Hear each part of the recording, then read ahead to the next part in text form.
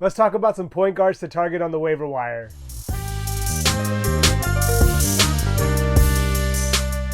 So number one on my list is Keontae George. I think the Jazz have finally found a replacement for Donovan Mitchell. The rookie out of Baylor looks like he is the real deal. At 6'4", 194, he is a bucket. He's a pretty competent defender as well, but he's definitely a facilitator and should be the guard of the future for Utah. I think George should have a good chance to continue to produce this year because Utah really doesn't have that many playmakers between Walker Kessler when healthy, Kelly Olynyk, John Collins, Jordan Clarkson, Lauri Markkanen. They're in need of a guy to be a facilitator, and I think George has a great chance to continue being that guy for Utah. Since George replaced Talon Horton-Tucker in the starting lineup 4 games ago, he's looked pretty good. He's averaged around 29 minutes per game, 11 points, 3 rebounds, 8.3 assists, and about 0.8 stocks per game. He's also been knocking down 1.8 threes per game, so he's going to help you with assists, get you some solid points, and should get you threes as well. I think Colin Sexton is pretty much locked into the 6-man role on this team, and as long as Horton-Tucker continues to come off of the bench, then George should continue to have a great chance to produce. The one thing I would be a little mindful of are shooting percentages. Over this 4-game stretch where he's been in the starting lineup, he shot at around 35%.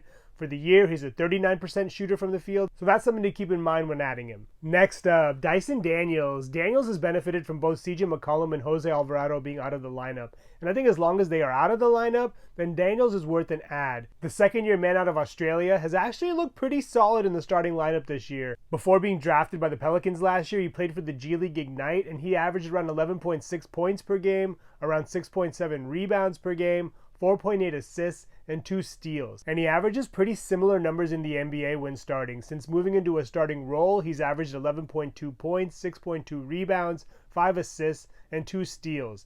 Very similar numbers, so I think that's a good baseline expectation for him while he is filling in for McCollum and Alvarado. But once they both enter the lineup, then I would imagine his role will be a little bit reduced. So if you're in need of a temporary guard that's going to pretty much fill it up everywhere but blocks, he's definitely someone to consider. He also makes about 1.2 3-pointers per game when starting, so that's another bonus. Last on my list is Jacob Gilyard. This is a great story in my opinion. At 5'8", 160, this guy's path to the NBA is anything but traditional.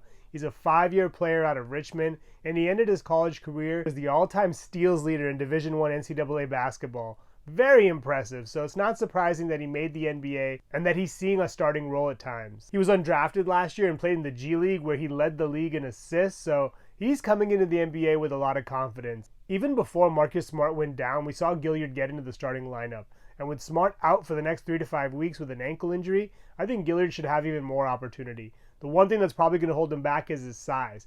If Memphis has to go big and use a bigger lineup, that's definitely going to impact him. So I would keep an eye out for that if you do decide to add him. He's a little bit more volatile than the first 2 guards, but there's definitely upside here. If he's on the court, he should definitely have the ball in his hands. So if you're willing to take a chance and can handle some inconsistent minutes, Gilyard's going to help you get 3-pointers, assists, and some solid points. In the last 3 games that he started, he's averaged around 10 points, 4 rebounds, 4 assists, 2 steals, and 3 3-pointers. So he's going to help you out everywhere. Like I mentioned, the one hiccup in his game is obviously going to be his size. When he can get on the court, though, he should reward you. Those are some point guards to consider adding off of the waiver wire. Thank you so much for watching. Please subscribe and let me know which point guards you think we should consider adding in the comments below.